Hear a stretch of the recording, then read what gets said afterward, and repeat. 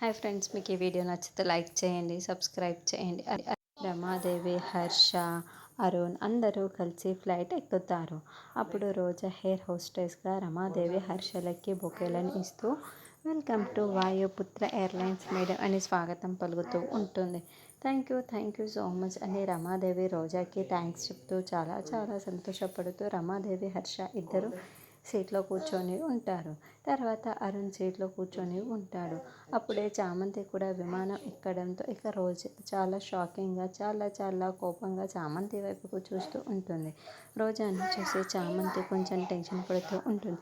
చామంతి సీట్లో కూర్చొని ఉండగా రోజా చామంతి దగ్గరికి వచ్చి, మిమ్మల్ని ఇల్లు విడిచి వెళ్ళిపోమని చెప్పాను కదా, ఈకెందుకు వెళ్ళకుండా ఇక్కడే ఉన్నారు, పైగా వీళ్ళతో కలిసి ఇలా ఫ్లైట్లో ఎందుకు ట్రావెల్ చేస్తున్నారు, ఏమైంది నీకు చెప్తే అర్థం కావటం లేదా, ఎందుకు ఇల్లు విడిచి వెళ్ళలేరు ఇంకా అని రోజా మెల్లగా చామంతి దగ్గరికి వచ్చి నిలదీస్తూ ఉంటుంది.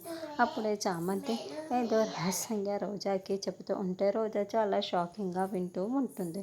మరి వాళ్ళ నాన్న రామచంద్రయ్య రామేశ్వరం రమ్మని చెప్పిన విషయం మొత్తం కూడా చామంతి క్లుప్తంగా చెప్పిందా, లేకుంటే ఇంకేమైనా రహస్యం చెప్పిందా అంటే నెక్స్ట్ ఎపిసోడ్.